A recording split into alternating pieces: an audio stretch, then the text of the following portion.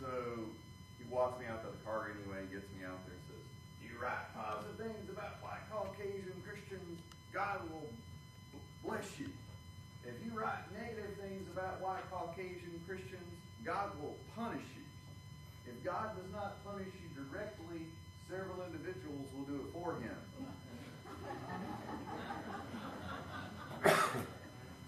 And so his wife and made me a sandwich.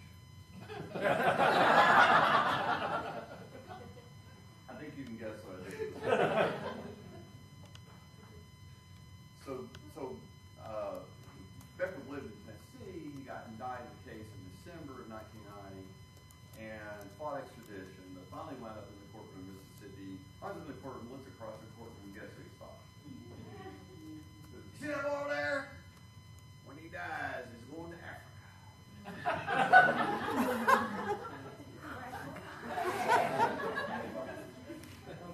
I turned to my friend Dan and I went, I've always wanted to go to Africa.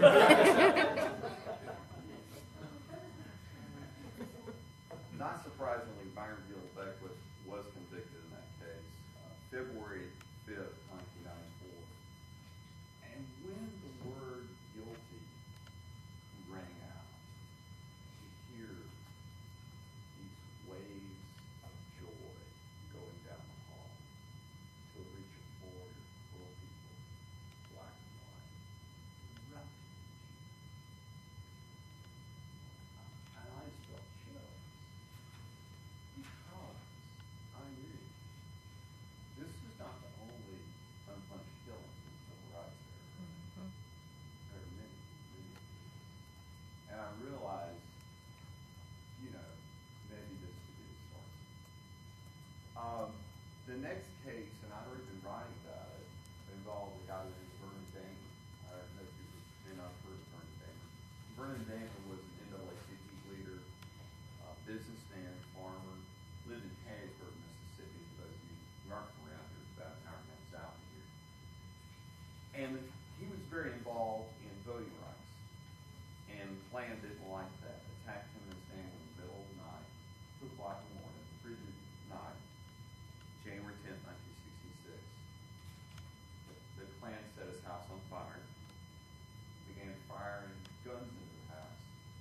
Vernon Damer woke up, grabbed his shotgun, ran into the front of the house, began firing at the Klansmen so his family could escape safely out of that window. Unfortunately, the flames of the fire seared his lungs, and he died later that day. A few weeks later, the mail came his voter registration card. He fought his whole life for the right of all Americans to be able to vote, but never been able to cast the ballot. So, the guy who ordered the killing was a guy named Sam Bowers, who's the head of the White Knights Ku Klux Klan in the city responsible for this king killings we know of. Bowers had been trying that case, never been convicted. Anyway, I read about the case, wrote about the case. The DA decided he was going to try and do something about it. That's what he told the family, told me, and then time went on and got cold feet. Then a new DA came in, this is now 96. It looks like, nothing's going to happen. And so I got an offer to go get my master's at Ohio State. They're going to pay full freight and pay me on top of that. So I did that. And I was literally in Ohio in the spring of 1997 when we got a phone call from a guy who wouldn't identify himself, but he said information on the Vernon Damer case and wanted to meet me. Okay. So I flew back from Ohio, met him on the Mississippi Gulf Coast, and this little hotel that smelled of smelled of a swimming pool. I mean, this is, but anyway, we met, and it was him and a buddy of his, and then 2 of the Damer sons were there. And I think everybody had a gun, except me. But I had my pad,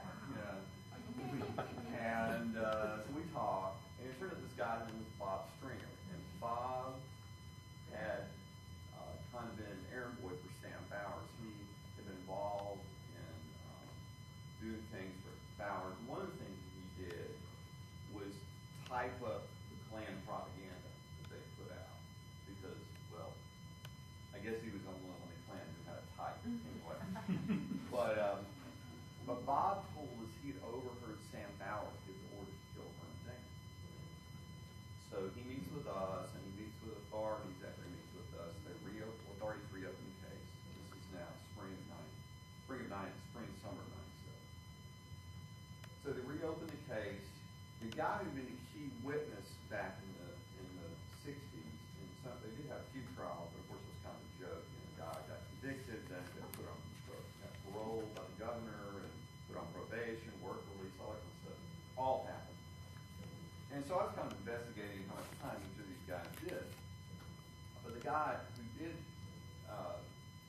plead guilty, his name was Billy Roy Pitts. He had dropped his gun, got caught at the scene, plead guilty murder, got a life sentence, and then got a little federal on top of it.